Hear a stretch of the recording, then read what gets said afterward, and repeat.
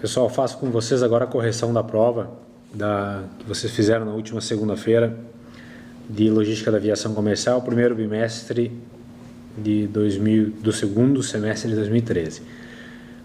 A primeira pergunta: por que uma carga de alto valor agregado deve ser embarcada pelo modal aéreo?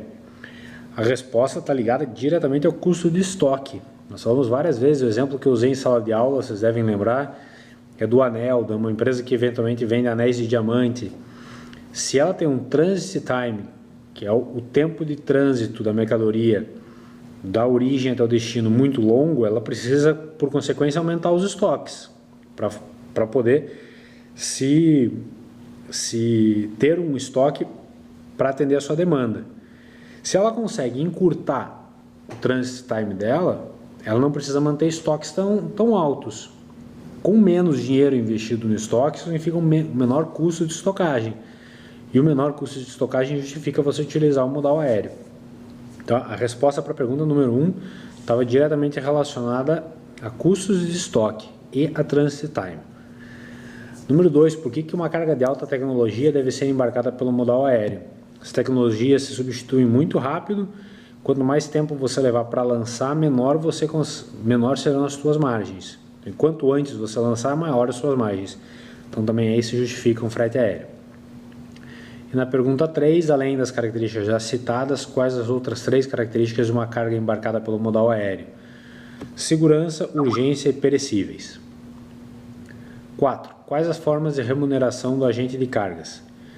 Nós tínhamos 3 no nosso material. A primeira delas é um percentual sobre o valor do frete. A segunda delas é um valor combinado com o cliente, que essencialmente é a diferença entre o que o agente vai cobrar do cliente e aquilo que ele vai pagar para a companhia aérea. E a terceira, muito importante, são as taxas que ele cobra. E lembra que eu falei para vocês, essas taxas não são regulamentadas. Então, se elas não forem bem acordadas com o agente de cargas antes do embarque, vocês podem ter surpresas depois. Essas são as 3 principais formas. E a quarta que eu mencionei em sala de aula é a diferença na taxa do dólar. Entre a taxa do dólar comercial e aquela que ele efetivamente vai cobrar de vocês.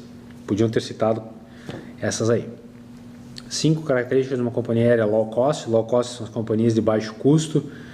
Então, exatamente, não tem assentos marcados, utilizam aeroportos secundários, trabalham com horários alternativos, horários de madrugada, não oferecem conexões, não oferecem serviços de bordo. Te dão muita vantagem se você compra passagem com bastante antecedência, não tem classes diferentes dentro do voo. Então, tem uma série de características que estava lá no nosso material. 6. O que significa ANAC? Agência Nacional de Aviação Civil. 7. Se a sua carga sofre danos durante o transporte aéreo, quem que é o responsável é a companhia aérea que transportou o material. Diferença entre escala e conexão.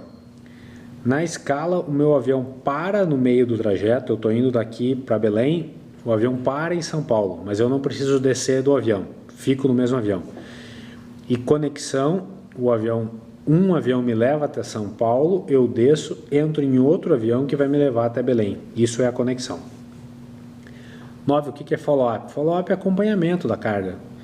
E é uma palavra na nossa disciplina relacionada diretamente ao agente de cargas, é o acompanhamento que ele vai dar o tempo todo, de onde está a carga, o que está acontecendo, em que momento que está, o que nós podemos fazer com a carga. Isso é follow-up. 10.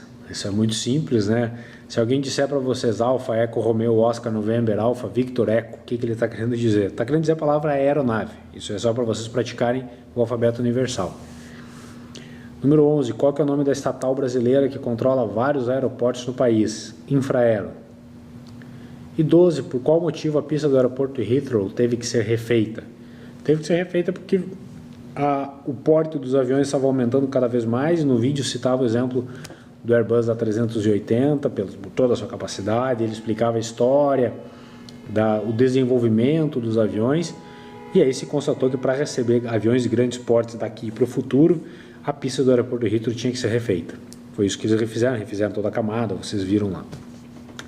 Então é isso, as provas vocês já estão corrigidas, as notas já estão lançadas no Eureka. Se vocês ficarem com qualquer dúvida, podem me perguntar por e-mail ou na próxima segunda-feira durante a nossa aula.